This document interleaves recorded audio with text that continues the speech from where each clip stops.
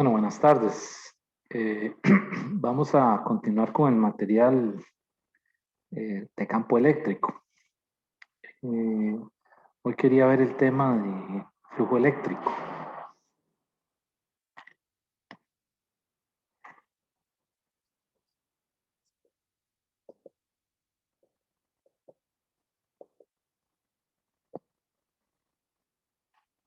El flujo eléctrico es un escalar, perdón, es una cantidad escalar que la vamos a denotar con la letra griega mayúscula phi y se utiliza un subíndice E para referirse a que es el flujo debido a un campo eléctrico. Más adelante, en el curso de Física 3, también se va a estudiar el flujo, pero debido a un campo magnético. Entonces ahí se le va a poner una B de subíndice. Ya habíamos visto en la clase anterior, el jueves, habíamos estudiado las líneas de campo eléctrico, ¿verdad? Que atraviesan una superficie. Bueno, resulta que el flujo eléctrico es una manera de contabilizar o cuantificar esa cantidad de líneas de campo eléctrico que atraviesan una superficie determinada. Entonces, el flujo eléctrico lo vamos a calcular utilizando esta ecuación. Flujo eléctrico es igual a E, vector E, que es campo eléctrico, multiplicado por el vector A, que es área. Entonces, vean que ahora el área tiene una notación o lo estamos escribiendo en notación vectorial. Siempre para nosotros ha sido un vector, un escalar, pero ahora es un vector. Entonces esto es flujo, esto es campo eléctrico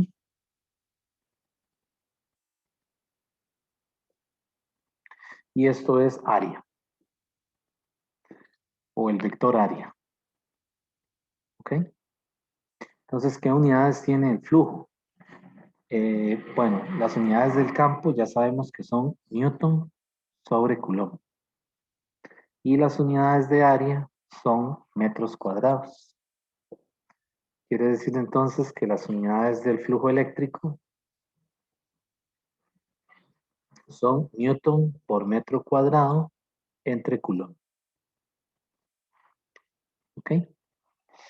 Y como se trata de un producto punto, yo lo puedo escribir en la notación del producto punto como E por A por el coseno del ángulo entre E y A. Recuerden que el producto punto era un vector A y un vector B que están en un plano, ¿verdad?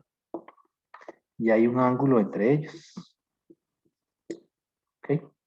Entonces, igual pasa aquí, ¿verdad? El producto punto va a ser la magnitud del vector E por la magnitud de A por el coseno del ángulo entre E y A. Entonces, ahora aquí lo que nos estamos imaginando es que para una superficie dada, el vector de área es perpendicular. O sea, si yo veo un perfil de una superficie, ¿verdad? El vector de área va a ser perpendicular. Imagínense, por ejemplo, un cuadrado o un rectángulo, ¿verdad? Entonces tengo un vector que sale perpendicularmente de la superficie, ¿verdad? Y esto, si es un rectángulo, esto tiene dimensiones A por B, ¿verdad? Es decir, el área aquí sería A por B. Esa sería la magnitud del vector. Y la dirección es un vector que apunta o que sale perpendicular de la superficie. Y en la misma dirección del vector A hay un vector unitario que le decimos el vector n, el vector unitario n, cuya magnitud, la magnitud del vector unitario n, es 1. Entonces ese se llama el vector unitario normal, que es paralelo a el vector A. Y el vector A siempre es perpendicular a la superficie. Ok, entonces vean que aquí el producto punto, recordando de física 1, ¿verdad? El producto punto puede ser 0, puede ser negativo, puede ser positivo, ¿verdad? Entonces aquí hay algunos casos que tenemos que analizar. Si el ángulo es 0, si el ángulo entre el vector E y A es 0 grados, entonces quiere decir que el flujo eléctrico va a ser igual E por A por el coseno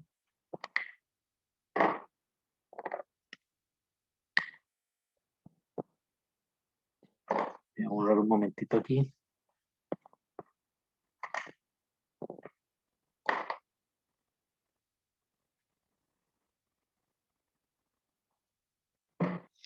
Quiere decir que el vector va a ser E por A por el coseno de 0 grados.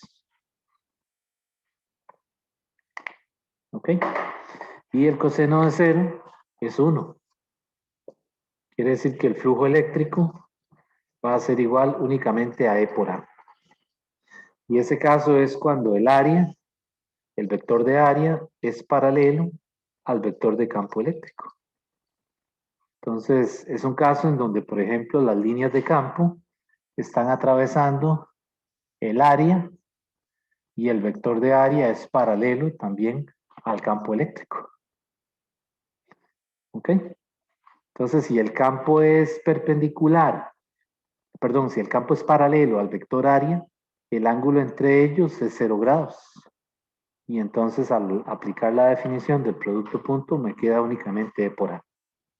¿Ok? Pero también puede ser que el ángulo sea 180.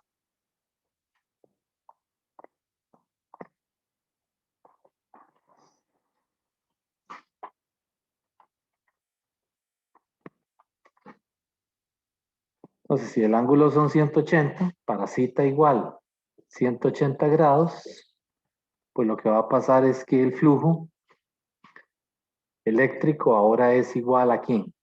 A E por A por el coseno de 180 grados.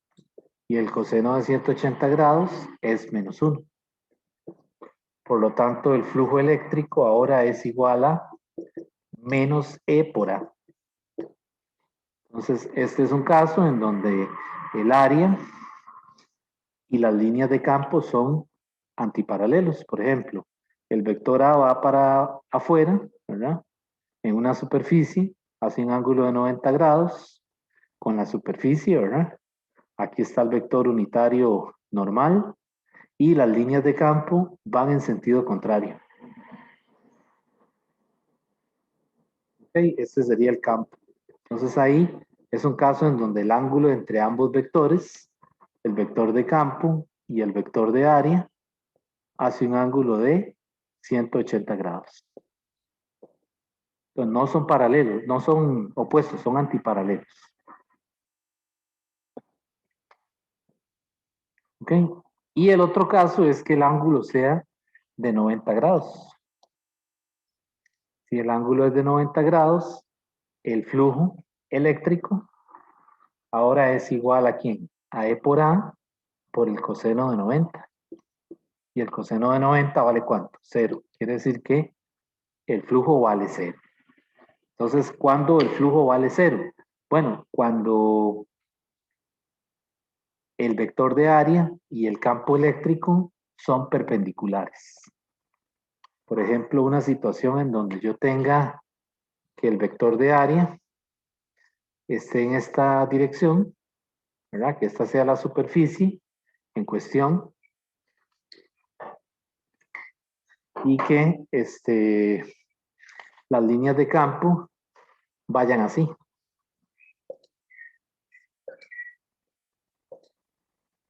Ok, entonces este es el campo eléctrico y este es el vector de área. Ok, y este es el vector unitario normal, el N. Entonces vea que aquí el A es perpendicular a E. Quiere decir que no hay líneas de campo que crucen la superficie, que atraviesen el área. Por lo tanto, si no hay líneas de campo que crucen el área, pues no hay flujo eléctrico.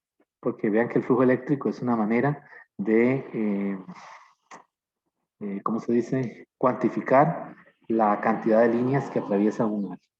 ¿Ok?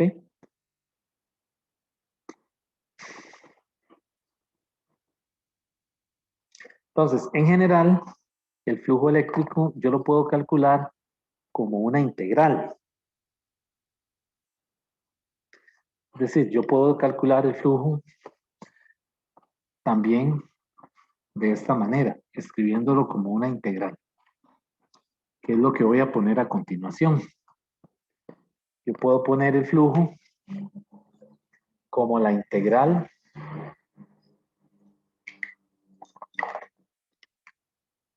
el flujo lo puedo calcular como la integral de E punto de A. ¿Ok? A través de una superficie conocida. Es decir, esto es una superficie.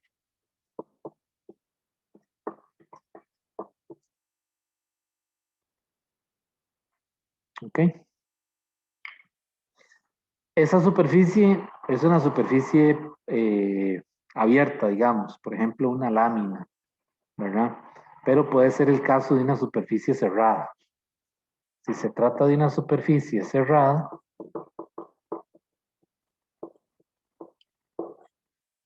entonces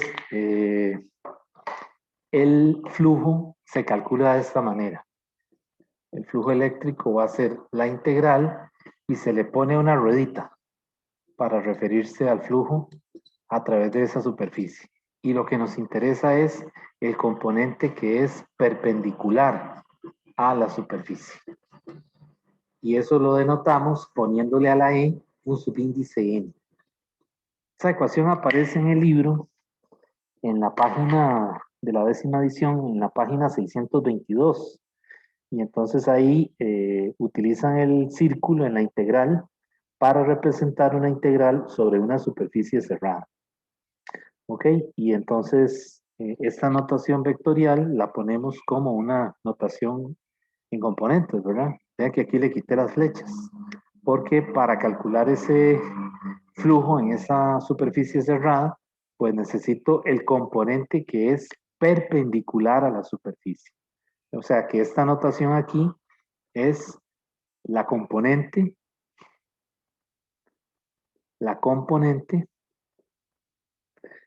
del campo eléctrico perpendicular a la superficie que es cerrada. Ese es el significado. Y vean que aquí no está el producto punto, ¿verdad? Esto es una multiplicación ordinaria, ¿verdad? Es el componente n de n, sí, es sub n por dA, ¿verdad? Ya aquí no hay producto punto. ¿Por qué? Porque lo estoy de la notación vectorial, que es la que tengo aquí, lo que necesito es el componente que sea perpendicular a la superficie. En el caso de que sea una superficie cerrada. Si es una superficie abierta, pues lo calculo de esta manera. Únicamente E por dA, E punto dA, y esta palabrita superficie está en el límite inferior de la integral, porque lo que me está diciendo realmente es que esto es una integral de superficie, o sea, es una doble integral de E punto dA, pero pues aquí nosotros vamos a evitar usar esa notación porque no queremos calcular integrales dobles, ¿verdad? Que no es parte de los requisitos del curso. Entonces, pero esta notación de una integral simple y abajo ponerle en el límite inferior superficie equivale a hacer una integral doble. ¿Ok? Pero, es decir, por aquí no queremos calcularlo, ¿verdad? A menos que sea un caso que se pueda simplificar, ¿verdad? Y que se convierta en una integral sencilla, ¿verdad? Ok. Bueno, entonces vamos a hacer algunos ejemplos de cómo calcular flujo eléctrico.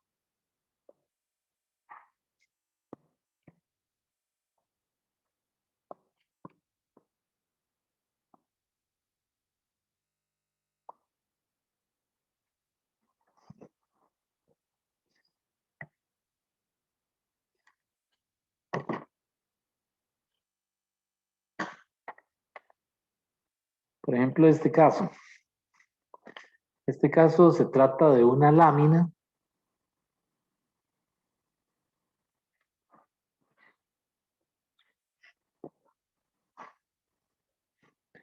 que tiene estas dimensiones, 0.4 metros y 0.6 metros. Es una lámina rectangular. Y el campo está así, sale haciendo un ángulo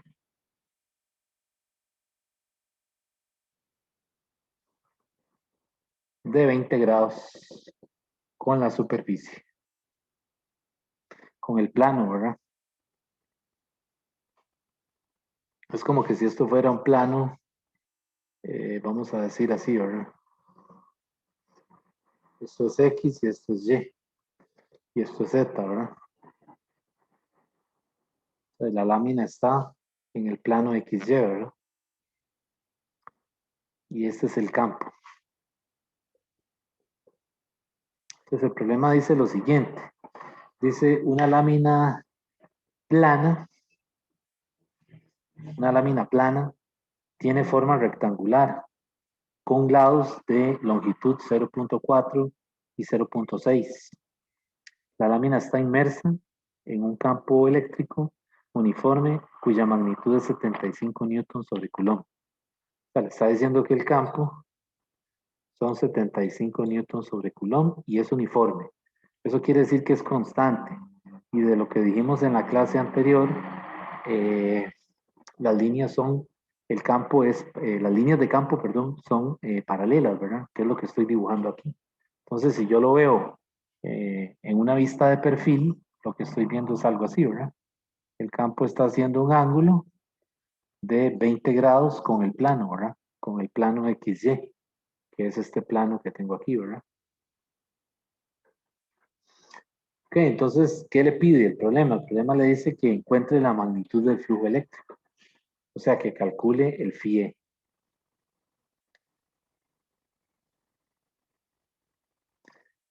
Ok, entonces, ¿qué hacemos aquí? Bueno, vamos a utilizar la definición del flujo eléctrico usando el producto punto. Flujo eléctrico es igual a E por A por el coseno del ángulo. El ángulo entre E y A. Entonces, poniendo los valores numéricos, ¿verdad? Me dice que el campo es 75 newtons sobre coulomb. Entonces, aquí lo pongo. 75. No le voy a poner unidades por el área. ¿Cuál sería el área? Vean que se trata de una lámina rectangular. El área de esta lámina es 0.4 por 0.6. Entonces lo pongo aquí. 0.4 por 0.6. Ese es el área. Por el coseno del ángulo. ¿Cuál ángulo uso ahí? El que me están dando es el ángulo de 20. ¿Será ese el ángulo correcto o habrá que usar otro?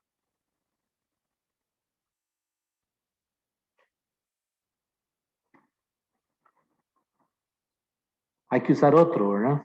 Vean que aquí primero hay que identificar el vector de área. Y el vector de área dijimos que sale perpendicular a la superficie. Y aquí hay un vector unitario normal.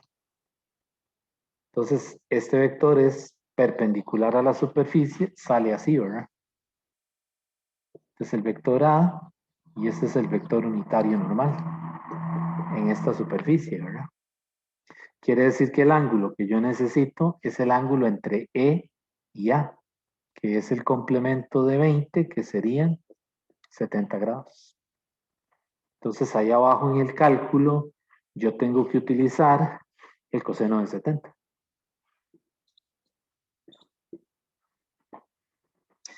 Y cuando hacemos el cálculo, pues ese flujo eléctrico nos va a dar 6.16. ¿Qué unidades tiene el flujo eléctrico? Newton, metro cuadrado, coulomb. ¿Ok? Y ahí está el flujo eléctrico. 6.16 Newton metro cuadrado sobre coulomb.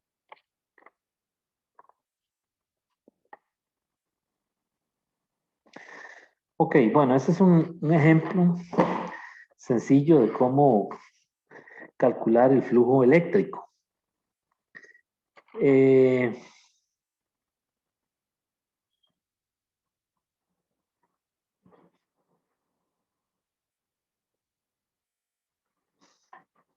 bueno, la otra cosa es que cuando yo tengo una figura, una superficie cerrada, perdón, el flujo eléctrico tiene que ser cero.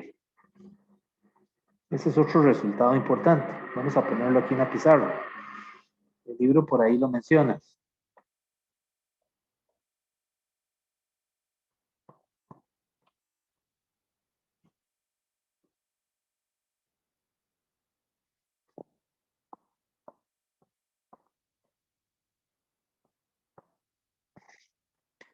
El flujo eléctrico neto, hay dos posibilidades. Una es que sea cero. Si se trata de una superficie cerrada,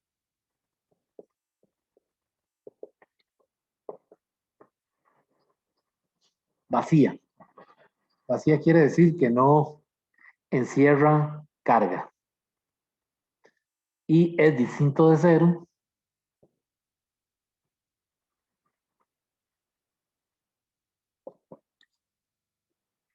si se trata de una superficie cerrada que encierra carga. Que encierra carga eléctrica. Entonces, si la superficie cerrada está vacía, quiere decir entonces que el campo, perdón, el flujo neto es cero. Y si la superficie cerrada encierra una carga, entonces el flujo neto no es cero. ¿Ok? Vamos a hacer un ejemplo. Vamos a hacer un caso en donde primero es cero. Este caso de aquí. El caso de la parte de arriba.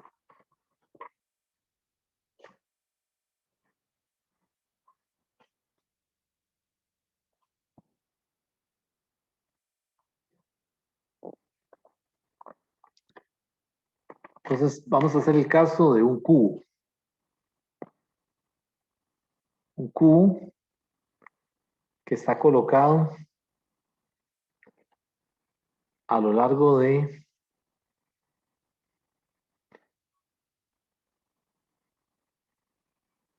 que está en un sistema de coordenadas X, Y, Z.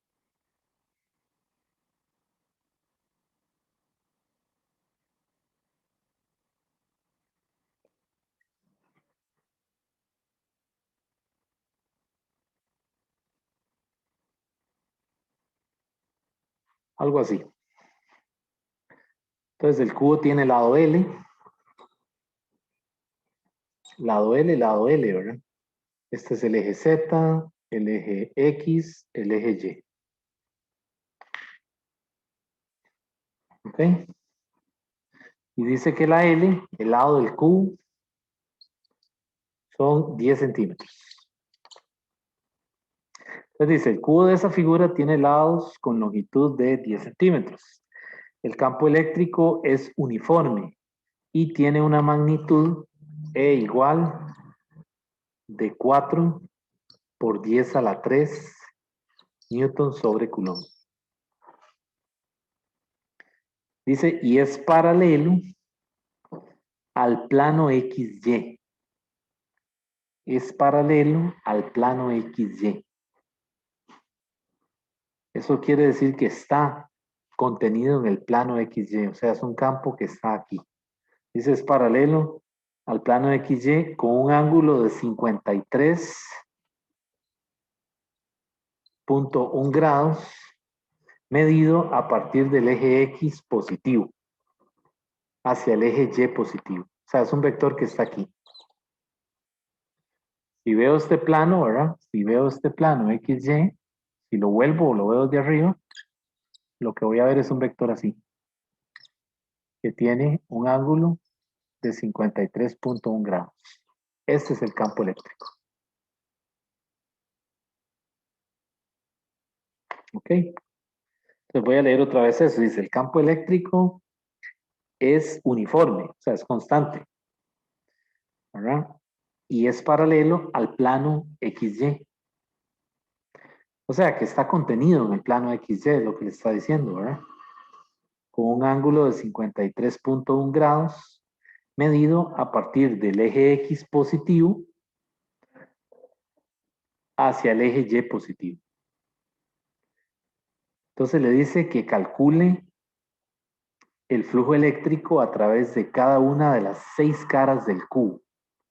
O sea, le está diciendo que calcule cada uno de los flujos.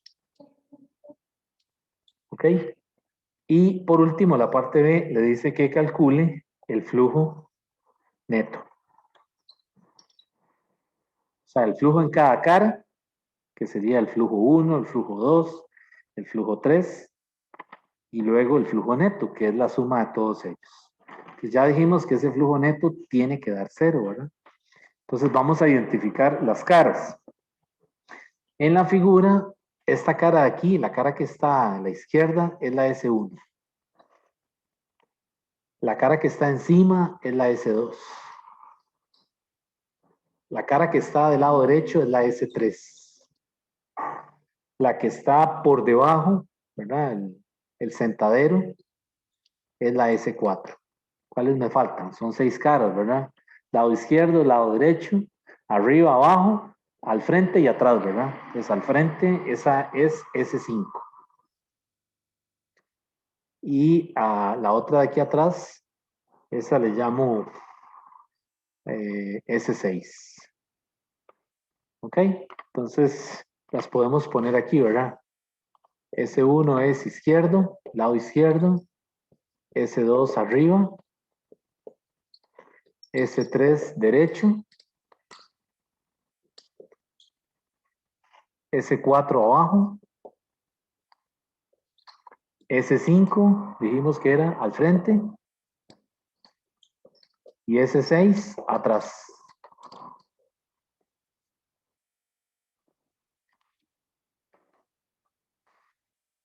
¿Ok? Y ahora vamos a calcular el flujo a través de cada una de esas caras. Quiere decir que son 6 flujos. ¿Ok? Entonces vamos calculando el flujo 1. Necesitamos para calcular el flujo, el de S1, necesitamos el vector, ¿verdad? El campo es, perdón, el flujo es el campo, el vector, ¿verdad? Punto A, y el vector A es n vector unitario por la magnitud del vector, que es A únicamente, ¿verdad? Pero para ello necesito el vector E. Ok, entonces el vector E que yo voy a usar, vean que es este vector, que está en el plano XY, ¿verdad? Y ese plano yo lo estoy definiendo como positivo, ¿verdad? Aunque lo estoy dibujando aquí, ¿verdad? Es el tercer cuadrante, ¿verdad? Pero para mí es este X es positivo y este Y es positivo. Quiere decir que las componentes de este vector es como que si estuviera en el plano de arriba, ¿verdad? En el primer cuadrante. Porque este lado, este X es positivo, hacia afuera es la Y es positiva, hacia arriba la Z es positiva, ¿verdad? Ese es el convenio. Ok, entonces el campo aquí sería E es igual a E coseno de 36.9 grados. Uso ese ángulo, ¿verdad? ¿En qué dirección? J más E seno de 36.9 grados. ¿En qué dirección? En I.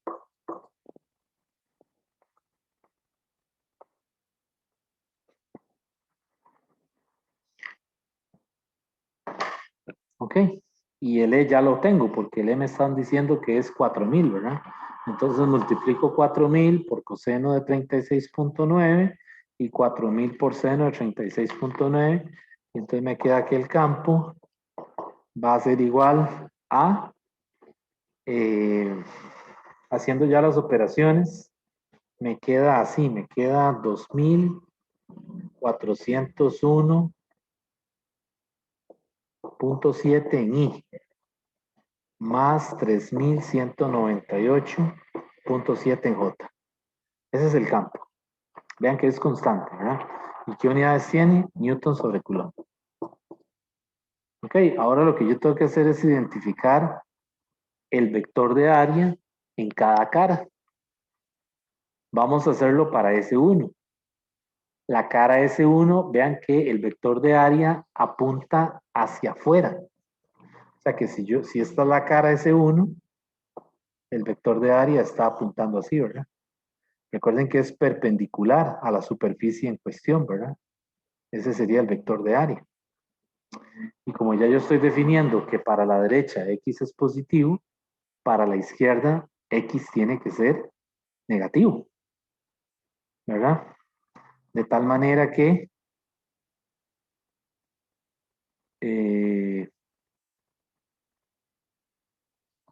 pues entonces hago el producto punto. El phi sería el campo, ¿verdad? Que es esto, 2401.7 en I más 3198.7 en J y hago el producto punto con el área. El área de esta cara es punto 10 por punto 10, ¿verdad? Porque tiene el lado 10 centímetros. Entonces eso sería punto 10 al cuadrado. ¿Y cuál sería el vector unitario?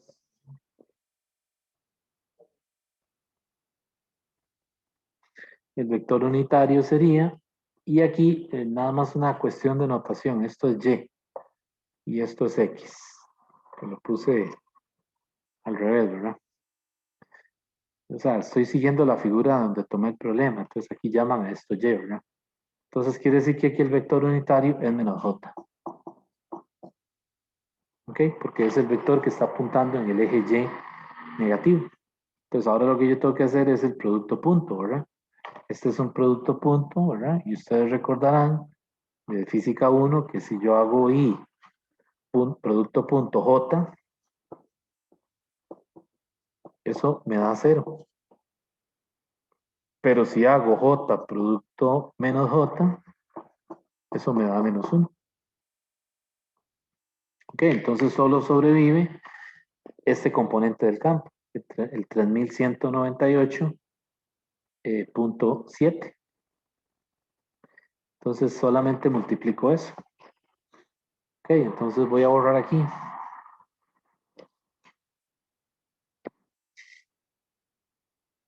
Y ahí ya voy a calcular el flujo. El flujo sería entonces multiplicar 3198.7, ¿verdad? ¿Por quién? Por 0.10 al cuadrado y aquí me quedó un menos, ¿verdad? Que se lo tengo que poner aquí adelante. Entonces vamos a hacer esa operación. Sería entonces 3198.7 por 0.10 por 0.10. Eso me da 31.9. Negativo que lo podemos aproximar a menos 32 Newton. ¿Qué unidades? Metro cuadrado sobre Coulomb. Y ahí tengo el primer flujo. El flujo de la superficie S1. Y esto mismo tengo que hacer con cada una de las caras que están ahí. Okay. Vamos a hacer uno más. Y entonces los demás los ponemos y ustedes los completan. Ponemos la respuesta. Entonces el que hicimos fue la cara S1, que es la cara izquierda, ¿verdad? Vamos a hacerlo para la superficie. Vamos a hacerlo para S2, por ejemplo.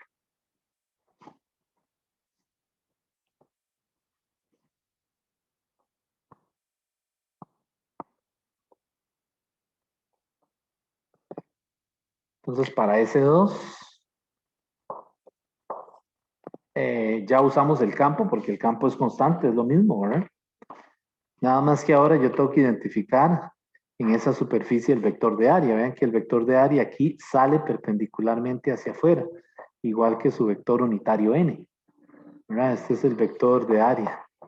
Ah, ok. Entonces, ese vector de área sería el área, la magnitud del área, que ya yo sé que es 0.10 al cuadrado, ¿verdad?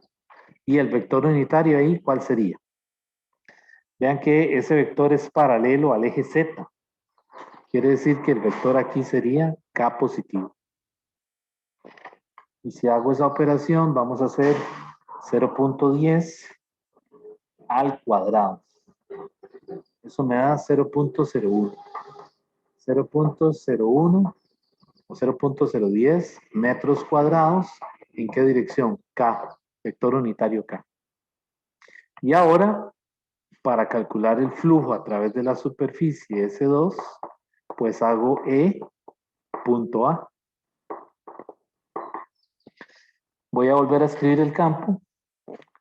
El campo son 2401.7 newton sobre coulomb en I más 3198.7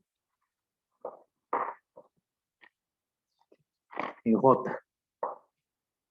Y esto le hago el producto punto, bueno, y estos son newton sobre coulomb, ¿verdad?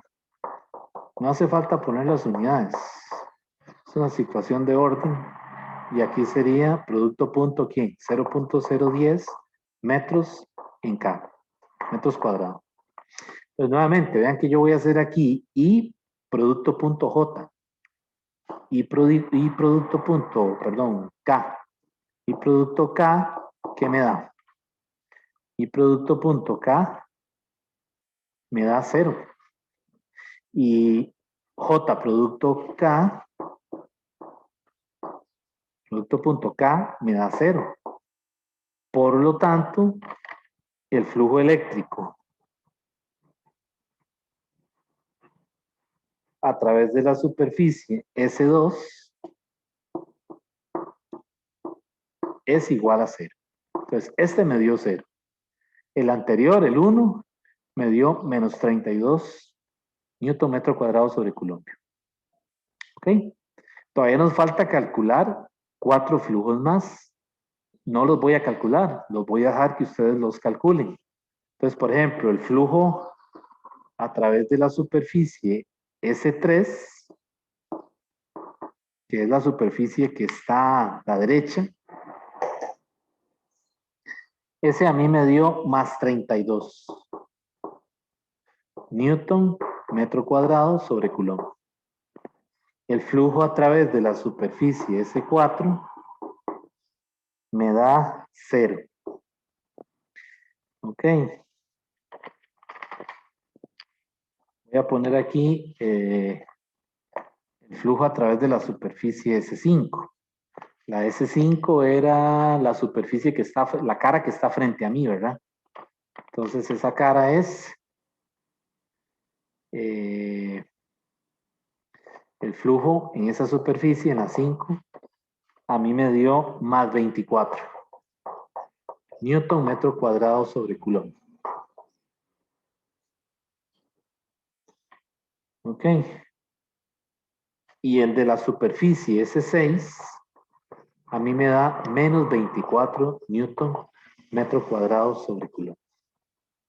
Entonces habíamos dicho que cuando tenemos una superficie cerrada que no encierra carga, el flujo neto a través de toda esa superficie cerrada tiene que ser 0. Y efectivamente, vean que cuando yo sumo menos 32 más 0 más 32 más 0 más 24 menos 24, efectivamente me da que el flujo neto es igual a 0, que es lo que esperamos que sea así. ¿Ok?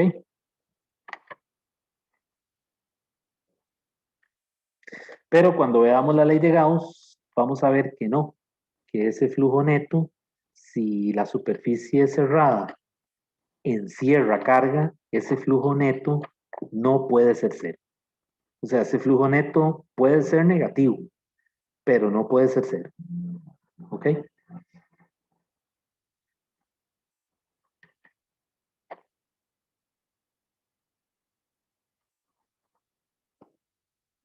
Bueno, vamos a hacer ahora otro problema. Vamos a hacer el caso de un hemisferio.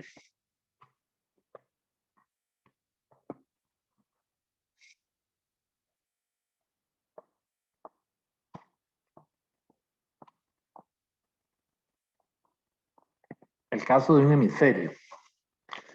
El problema es el siguiente. Tenemos un hemisferio, ¿verdad? O sea, la mitad de una esfera. Y le dicen que aquí está el eje Z para arriba. Para acá está el eje X, digo Y. Y para acá está el eje X. Entonces le dice una superficie hemisférica que tiene un radio R, ¿verdad? Y para arriba también un radio R, ¿verdad? Radialmente.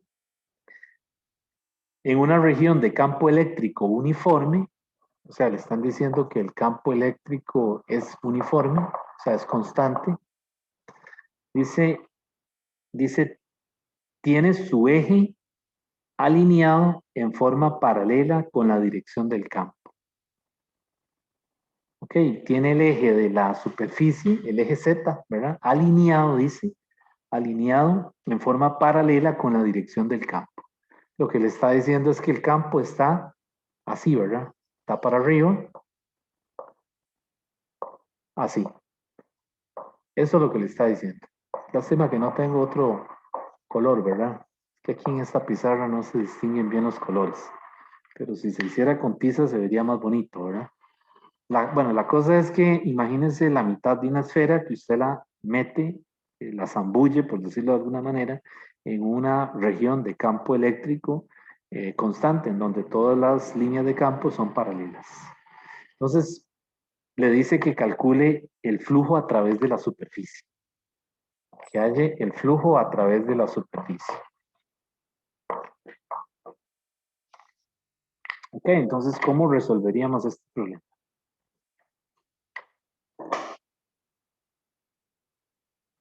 Bueno, aquí lo que tenemos que hacer es, primero que todo, visualizar cuál es la superficie neta que las líneas de campo están atravesando.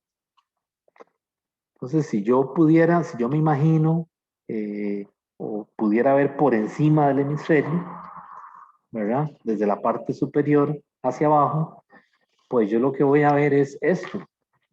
Yo lo que voy a ver es un círculo y las líneas de campo vienen así, espaciadas uniformemente, ¿verdad? Porque le dice que es constante. Y se utiliza esta simbología. Se le pone un circulito a cada punto para denotar que se trata de un campo que está saliendo. Es decir, yo lo veo saliendo desde arriba, ¿verdad? Entonces aquí yo puedo decir que el E sale, ¿ok? O sea, yo vería las flechas. La flecha saliendo es el punto dentro de cada uno de los circulitos. Entonces vean que el área neta que las líneas de campo atraviesan no es el área del hemisferio, sino que es el área del círculo. Entonces, en este caso, el área que yo necesito es pi r cuadrado, el área del círculo. Entonces, me dicen que calcule el flujo. Yo uso la fórmula de flujo. Flujo eléctrico es igual a E por A por el coseno del ángulo entre E y A. ¿Quién sería el coseno del ángulo entre E y A? Bueno, vean que aquí el vector de área es paralelo al campo, ¿verdad? Porque realmente lo que yo necesito es el vector de área saliendo de la superficie, que es el A. Por lo tanto, el ángulo es de 0 grados. Es decir, el área y el campo son paralelos. Quiere decir entonces que este ángulo es 0. Por lo tanto, solamente me queda que el flujo eléctrico S por A. Y esto es la E, la magnitud de E, y el A que sería pi R cuadrado. Y ahí tengo lo que me están pidiendo, que calcule el flujo a través de esa superficie. Entonces vean que aquí puede resultar engañoso el problema porque podría ser que uno piense en usar el área de la esfera. ¿Ok? Pero vean que el área de la esfera realmente no es la que necesito. Yo necesito el área transversal que cruzan o que atraviesan las líneas de campo. ¿Ok? Y el área neta que cruzan es el área del círculo. ¿Ok? Entonces esta área no tendría sentido usarla aquí.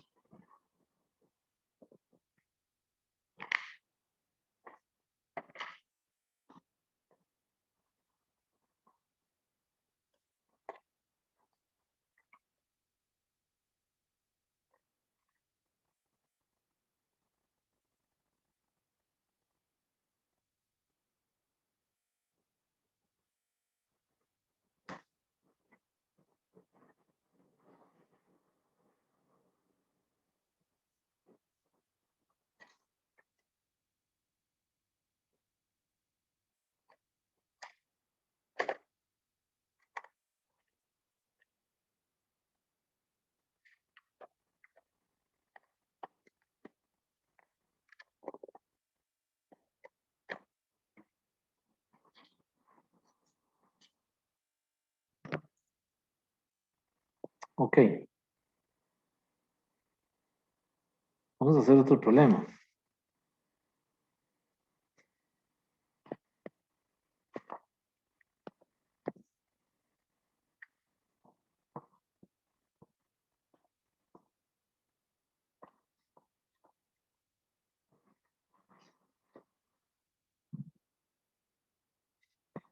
El problema que vamos a hacer ahora es un cono. Es decir, tenemos una superficie, un sólido de revolución, un cono, ¿verdad?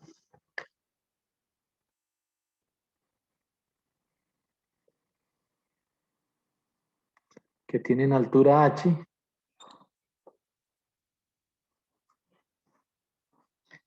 y que tiene un radio r.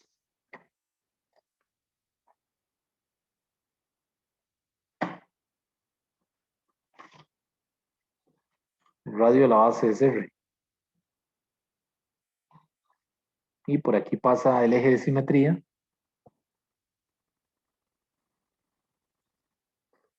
¿Ok? Y entonces se supone que esto está en una mesa. Está sentado en una mesa. Y el problema dice lo siguiente. Un cono de radio r en la base y altura h está sobre una mesa horizontal. Y un campo eléctrico uniforme, horizontal, dice, horizontal, penetra el cono, como se ve en la siguiente figura. Entonces la figura es esta. Las líneas de campo están penetrando el cono de esta manera, horizontalmente. Ese es el campo. Y ese E es uniforme, quiere decir que es constante. Entonces el problema nuevamente le dice que calcule el flujo. Esta es la mesa, ¿verdad? Donde está el cono sentado, digamos. Le dice que calcule el flujo. Entonces, ¿cómo calcularíamos el flujo aquí?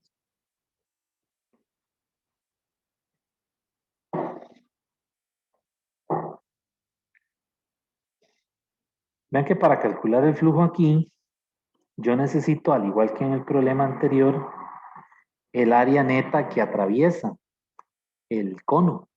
Entonces vean que ese cono, si yo le hago un corte transversal, ¿verdad? Y lo vuelvo, lo que yo voy a ver es un triángulo. Si yo lo corto, voy a ver esto. Un triángulo, ¿verdad? Que tiene el eje de simetría que pasa por ahí. Entonces tiene altura h, ¿ok? Y tiene radio r. Quiere decir que para calcular el flujo, ¿verdad? Para calcular el flujo, yo puedo entonces utilizar la fórmula, ¿verdad?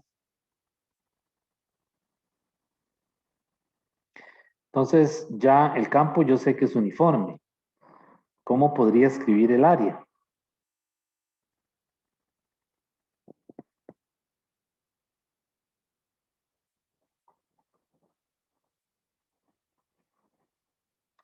Bueno, vean que el área es un vector que sale. O sea, si yo lo veo adentro, si lo veo de perfil, es un vector que hace esto. Y en esta dirección van las líneas de campo. Quiere decir que el ángulo entre ellos es 0 grados, porque el área y el campo son paralelos.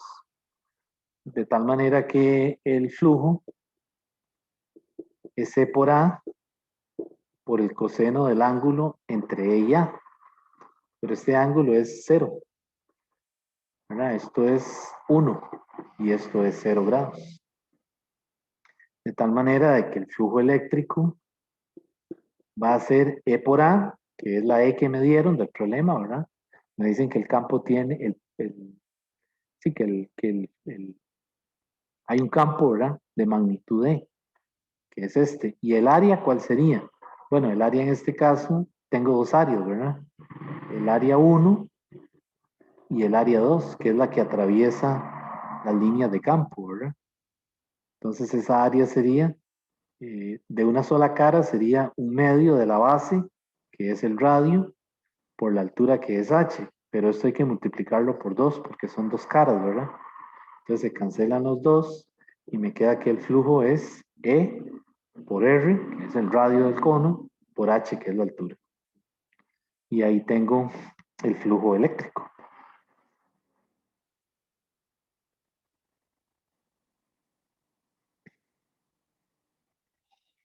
¿Ok? Vea que el problema puede cambiar, ¿verdad? En este mismo problema, ¿qué pasa si, por ejemplo, las líneas de campo no están cruzando horizontales, como le dice el problema, ¿verdad? Sino que lo hacen perpendicular a la superficie lateral. O sea, imagínense que el cono esté así. Por un momento, ahora estoy pensando en eso. Y entonces las líneas de campo están cruzando así.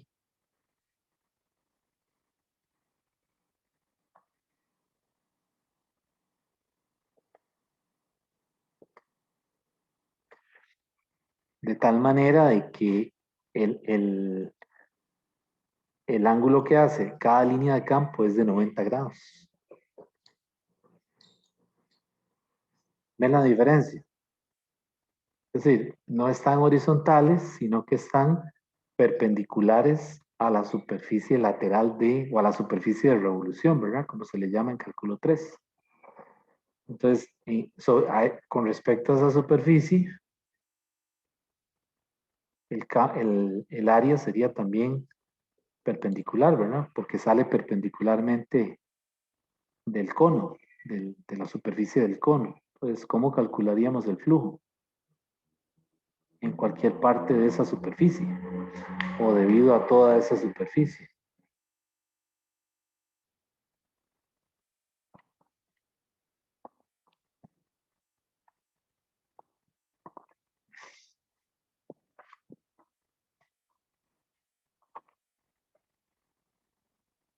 Bueno, eso se los dejo planteados. Necesitamos el área lateral del cono.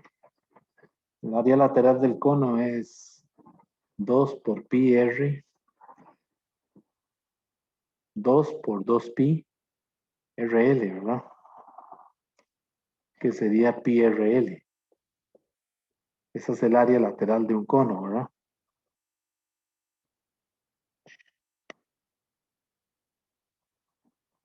Entonces, bueno, les dejo eso planteado a ver si se podría calcular el flujo de esa manera.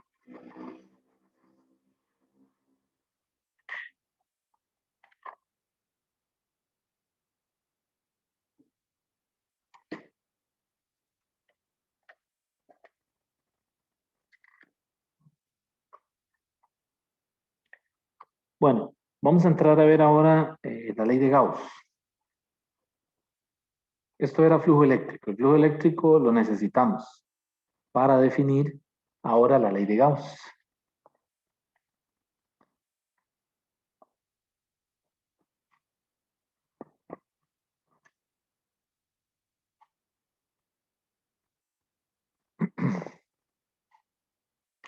Ley de Gauss. La ley de Gauss es un método para calcular el campo eléctrico, un método alternativo, ¿verdad? A la ley de Coulomb.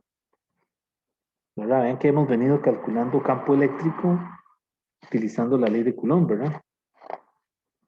Ahora vamos a ver un método alternativo que es la ley de Gauss. Entonces, la ley de Gauss lo que dice es que, puesta así en una ecuación sencilla, ¿verdad? Lo que dice es que el flujo eléctrico neto tiene que ser igual a la carga encerrada entre epsilon cero. Recuerden que epsilon cero es una constante que se llama la constante de permitividad del vacío. Entonces, el flujo neto a través de cualquier superficie cerrada que rodea una carga puntual Q está dado por el cociente Q entre epsilon cero y es independiente de la forma de la superficie. ¿Ok? Entonces, esa carga que está ahí es la carga encerrada. Por eso le puse ENC. ENC, carga encerrada. Y ese flujo es el flujo neto, ¿verdad? De una superficie cerrada. O sea, el flujo neto a través de cualquier superficie cerrada. La superficie tiene que estar cerrada y, por supuesto, tiene que encerrar una carga. Entonces, puesto de una forma más, es decir, que lo vamos a utilizar más, es cambiando esto por la integral que vimos ahora. Recuerden que el flujo neto en una superficie cerrada no, es decir, no es cero. Entonces lo podemos poner como la integral de E punto de A igual a 1 entre epsilon 0 por la carga neta encerrada. O por la carga encerrada, nada más. ¿Ok?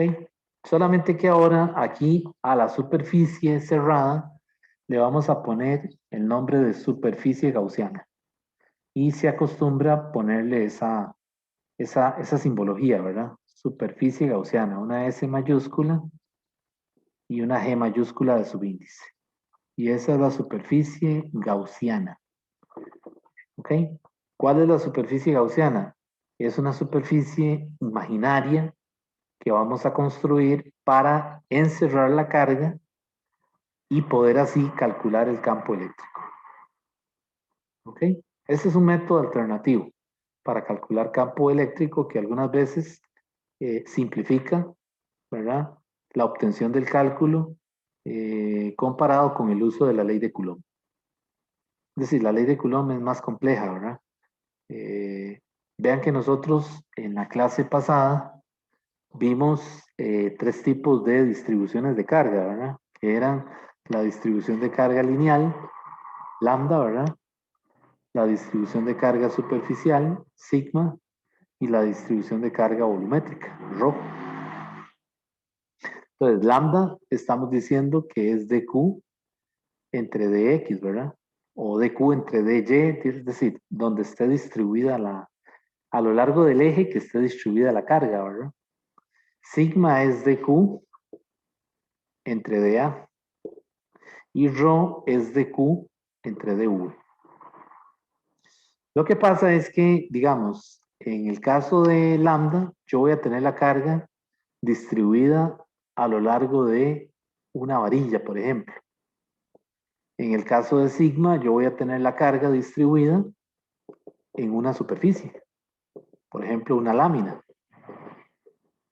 ¿Okay? Y en el caso de la distribución volumétrica de carga, yo voy a tener la carga, por ejemplo, en una esfera, metida en todo el volumen de la esfera, ¿verdad? O sea, distribuida uniformemente en el volumen de la esfera, ¿verdad? Ocupa el volumen de la esfera. Entonces, vean que de los problemas que hicimos la vez pasada con ley de Coulomb, el caso de la distribución lineal de carga me lleva a una única integral. Pero el caso de la distribución superficial me puede llevar al caso de integrales dobles. Y más aún, el caso de las distribuciones volumétricas me puede llevar a integrales triples. Y en este curso no tenemos el requisito de cálculo 3. Así que no queremos, si usamos ley de Coulomb, ¿verdad? Lo más probable es que para una superficie nos va a dar integrales dobles, que no queremos eso. Y si lo usamos para un volumen, nos va a dar integrales triples, que tampoco queremos hacer eso, ¿verdad? Es decir, con ley de Coulomb nos interesan las distribuciones lineales, una sola integral, ¿ok?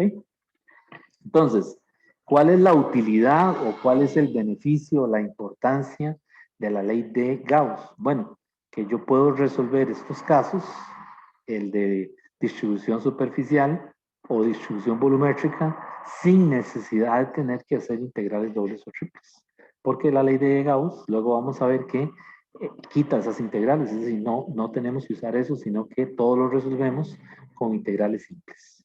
¿Ok? Entonces, con ley de Gauss, yo puedo resolver este caso, la distribución lineal, o la superficial o la volumétrica, sin tener que pasar por integrales dobles o triples, ¿verdad? Porque no son parte del requisito del curso. Entonces, esa es la, digamos, la ganancia, ¿verdad? Esa es la ventaja de usar la ley de Gauss. Ok, entonces vamos a hacer un ejemplo con la ley de Gauss.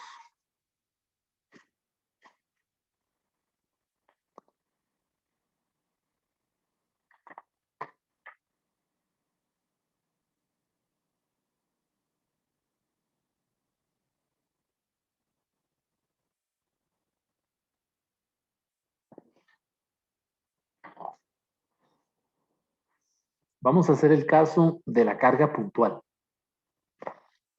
para aplicarla.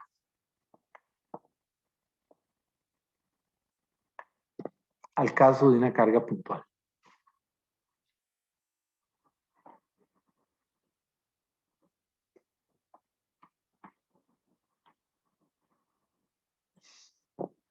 Pues en el caso de una carga puntual,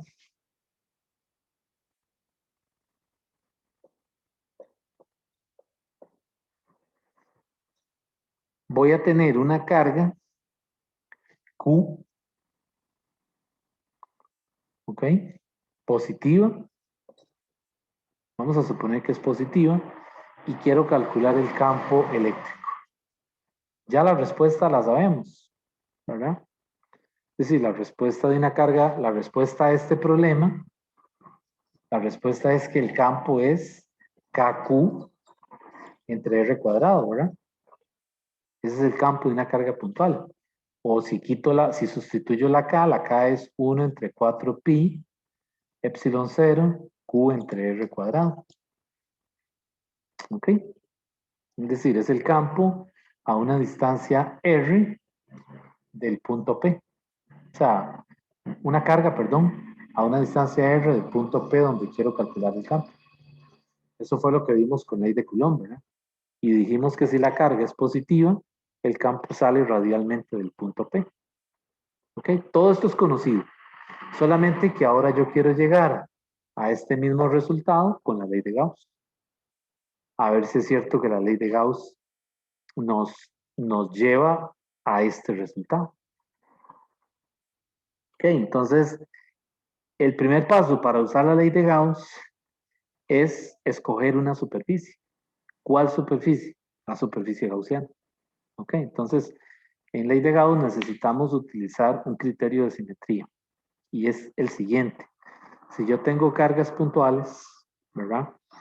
O esferas huecas o una esfera sólida, la simetría es esférica. Es decir, yo voy a encerrar esa carga o esa esfera con otra superficie esférica. Si por ejemplo tengo alambres, yo encierro el alambre con una superficie cilíndrica. ¿Ok? Y si tengo láminas cargadas, yo las encierro con una caja, porque esa es la simetría, ¿verdad? Un punto se parece a una esfera, un alambre, la simetría es cilíndrica, y un plano, la simetría es una caja, como que si fuera un paralelepípedo. Entonces, en este caso, yo tengo una carga, entonces la simetría tiene que ser esférica. Entonces, yo lo que voy a hacer es que esa carga Q la voy a encerrar con una esfera y la pongo al centro, la carga Q. Entonces, esa esfera, la superficie gaussiana, se hace así en líneas de trazos para identificarla. Y esto es lo que se llama la superficie gaussiana. Estoy siguiendo el procedimiento que hacen ellos en los problemas del libro, ¿verdad? El Segway. Entonces ahí le dan una serie de pasos para usted comenzar a usar la ley de Gauss.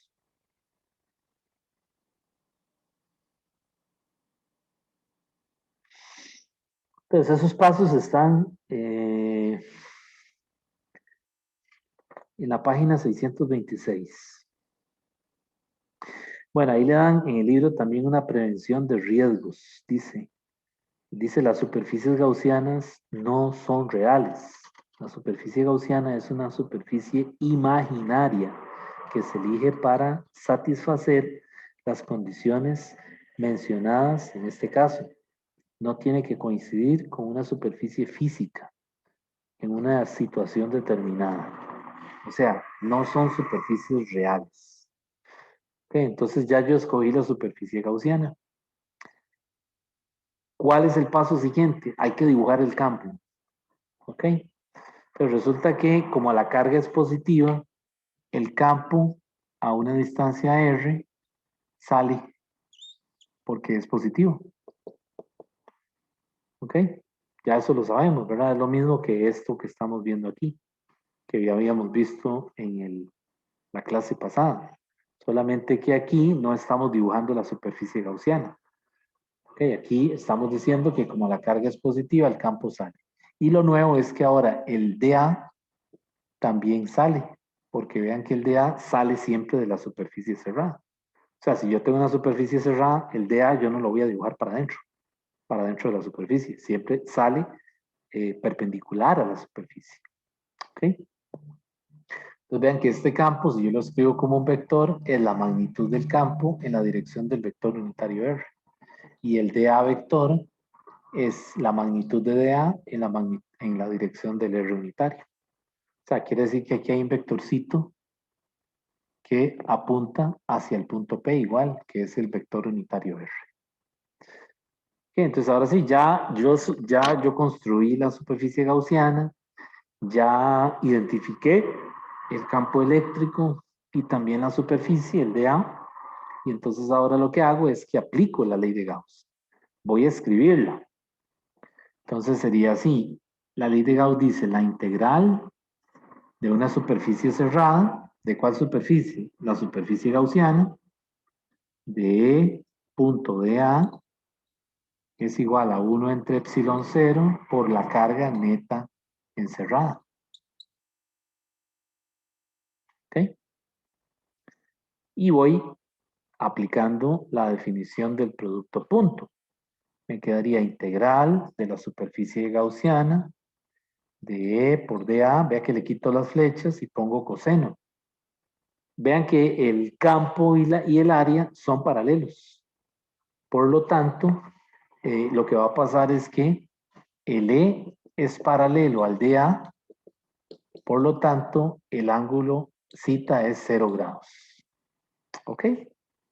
Entonces, como es 0 grados, el coseno de 0 vale 1. Y esto sería igual a 1 entre epsilon 0. ¿Y cuál es la carga encerrada? La carga encerrada es únicamente Q. Si fuera 2Q, pues aquí sería 2Q.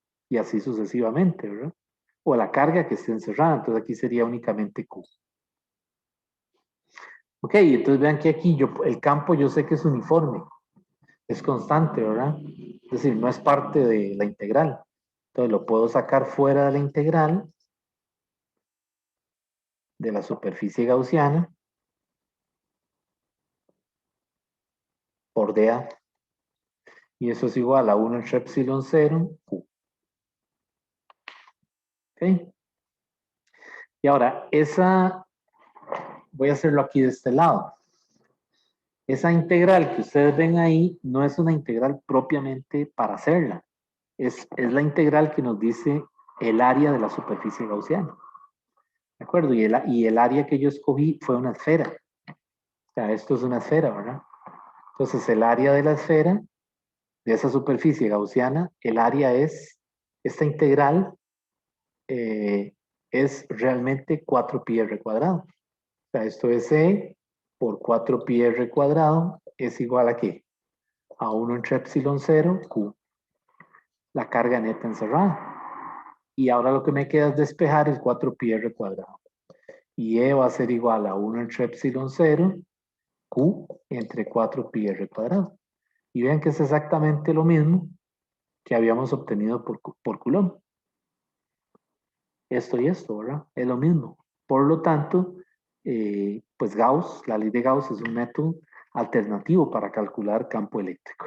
Por supuesto, usarla para una carga puntual no tiene mucho sentido, porque la ley de Gauss más bien es para aplicarla en problemas más complejos, donde se reduce la dificultad comparado con la ley de Coulomb. Okay, entonces, los problemas que vamos a hacer en la siguiente clase ya con la ley de Gauss, ya ahora que la conocemos, va a ser para alguna distribución de carga más compleja. Por ejemplo, una esfera sólida, ¿verdad? Que si la hiciéramos con ley de Coulomb, habría que aplicarle integrales triples y no queremos eso, ¿verdad? No es parte de los objetivos del curso. Entonces, en la próxima clase vamos a aplicar la ley de Gauss, pero a distribuciones ya continuas. O sea, por ejemplo, una barra en donde está la carga distribuida a lo largo de la barra, o por ejemplo, una esfera sólida. ¿Ok? Bueno, entonces en la próxima clase continuamos con la ley de Gauss.